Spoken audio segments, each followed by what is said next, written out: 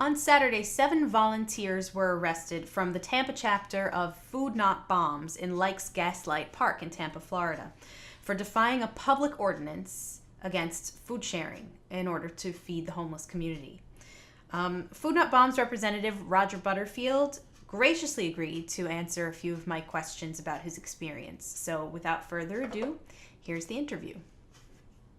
Can you tell me, what is Food Not Bombs and how are you involved in the organization?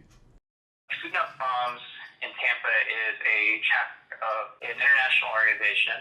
It's very loosely affiliated. We don't have a central headquarters or anything like that. It's grassroots, and it's very up to individual chapters and initiatives how they do things. But there's also very much we work in coordination with other groups. So Fort Lauderdale actually experienced similar repression by the city and county police, I believe 2013, maybe it was 2014, and we went down to support them. My role with Tampa Food Not Bombs, I actually was one of the first people to help get it started back in 2011 during Occupy Tampa. It had been really defunct for a while, but since then I've kind of had an off and on role. And, I lived with some of the people who currently bottom line a lot of it. But, even though I hadn't been coming to Sharon's for a while, when I heard about the attention of my friends and fellow organizers, I decided that I needed to, come out and support and, any way I can. And obviously what that looked like was, just sharing food and risking arrest. Right. So how many chapters does Food Not Bombs have? Yeah, it's a little bit hard to say in any given year because some go in and out. I think estimates of over 1,000.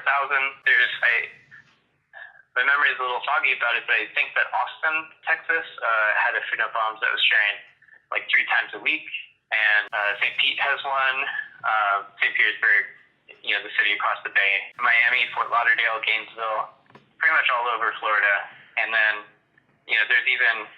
It's even present in other countries, including Israel and occupied Palestine. So yeah, it's got an active presence, but it really all started in San Francisco in the 1980s as sort of a convergence with the anti-nuclear movement, which is where the name, Not Bombs comes from, because at the time we were, a lot of people in that area were protesting the immense spending on war, but also ecologically devastating energy production. So a lot of the impetus for that also was connecting it to the real poverty that was being seen in San Francisco. And obviously more history, but I read that between the 80s and 90s, thousands of people got arrested for disobeying the city's ordinances saying that distribute food. Wow. So in August of last year, the Low-Income Housing Authority reported that there are now more than 70 cities that have passed laws to restrict food sharing. Can you tell me a little bit about the food sharing ordinance in Tampa? Yeah, I've actually been trying to find out exactly when it was instituted, but I know that it has been on the books for at least 13 years. And the reason why I know that is because the last time that there was a major fight similar to this in Tampa was in 2004. I believe it was March 21st that 2 organizers got arrested, and then a week later another was arrested. And this ordinance, 16-43 subsection C, that prohibits the distribution of food and beverages and other materials within a public park without a prior permit. It was challenged by one of the people that actually got arrested the other day. Jimmy Dunson was arrested, for the exact same ordinance that he, fought 13 years ago. But it shows also that the city is very selectively enforcing it, because, in the past 13 years, there hasn't been anywhere near, anything like this. We've been sharing food for the past 5 years, and this is the first time it's come up. Do you have any idea of why they might be deciding to enforce it now? I think we have reason to believe that the Clemson versus Alabama football game that's bringing a lot of people from out of town is really pushing this. There's also, I believe, a major concert that's happening with Usher and a lot of other big name artists. So they just want the homeless out of the way. Exactly. Yeah, they want to make the streets look, very tourist friendly. They're very clean and advertised, and no sign of poverty and dispossession and homelessness. But the reality is it can't really.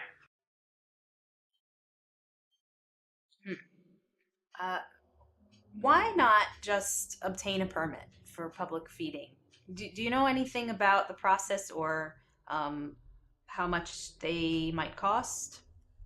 Yeah, it's we haven't looked into it much, or at least I have not. But from the little that I've seen, it seems that it's something that is meant to ensure that the city is not liable if someone were to say get food poisoning or anything like that from this food, which from my understanding would seem to apply more to food vendors who are selling food. But the pricing, I believe someone I don't know exactly what it looks like. I just know that it was, when it was quoted, it was way outside of our budget. We're not working on anything that even has we don't really even have much of a budget to speak on, other than just people purchasing things as needed, from their own pocket.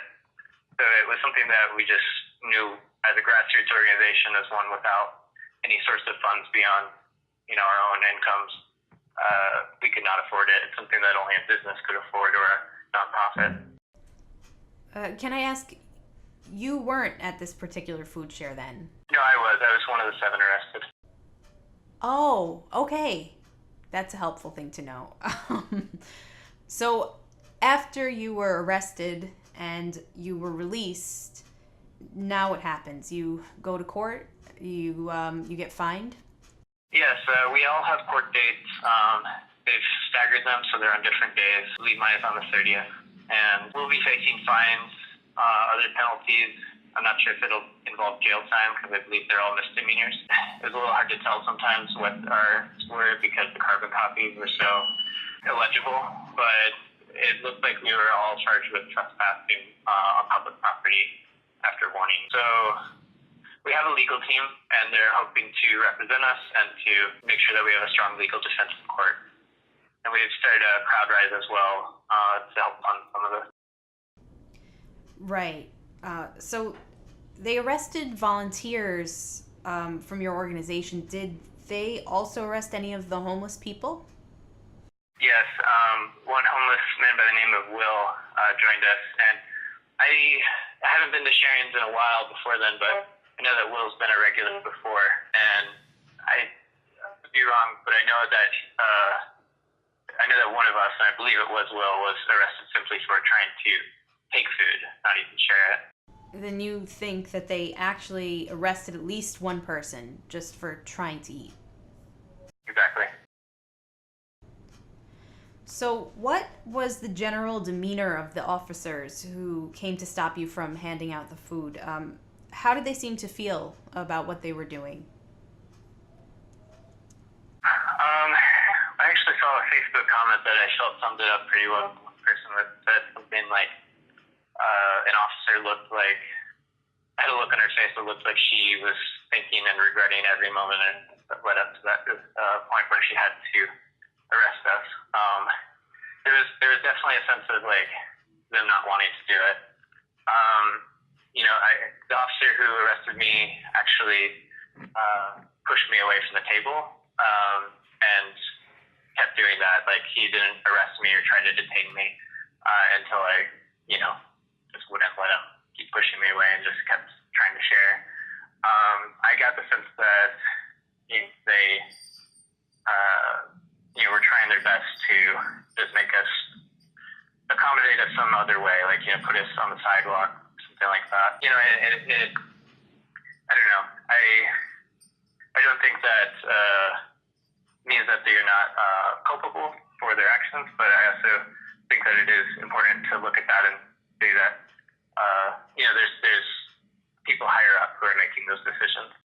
Right, and they're enforcing these rules that they don't necessarily agree with, but they're still enforcing them. Exactly. Okay, if people want to donate or volunteer their time, how can they reach you? How can they do that?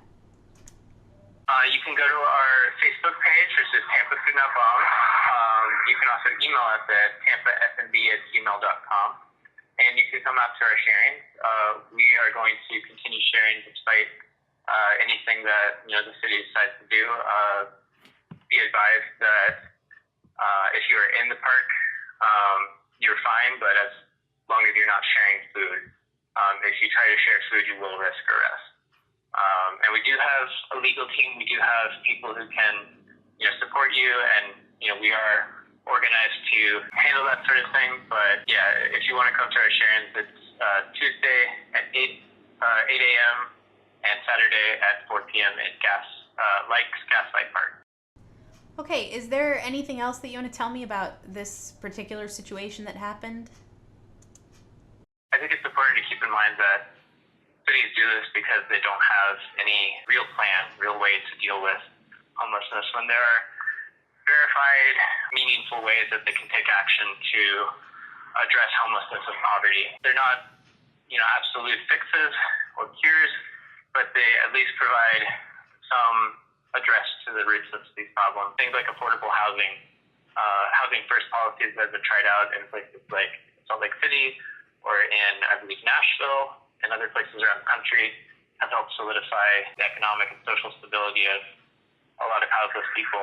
And at the end of the day, it seems like the city is much more concerned with its revenue than, with the well-being of, the houseless and its residents. I think that has to change. And I think the only way that it really can change is for us to take a stand like this and to not let the city and the police say that define the lines where we can, provide solidarity and mutual aid and compassionate support to people.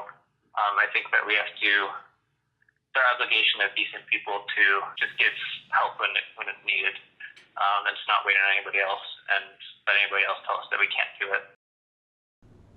Once again, I want to thank Roger Butterfield and Food Not Bombs for responding to my request for comment on this situation. And I wanted to also point out to some people who are questioning, well, why wouldn't Food Not Bombs just move their operation a few feet away just to avoid getting arrested and to follow the law? Well, if you think about it this way, why would there be an ordinance where it's illegal to help people in this spot, but not in that spot over there? Why do we need to have that at all? Why can't it just be that if there are hungry people over here, we can give them food over here? The thing about these ordinances is that, and they've been making the news lately, is that they restrict where you can do something. So they're shoving you off to the side, and they're going to keep shoving you off to the side until all of a sudden your back's against the wall, and there's nowhere that you can do compassionate acts like this.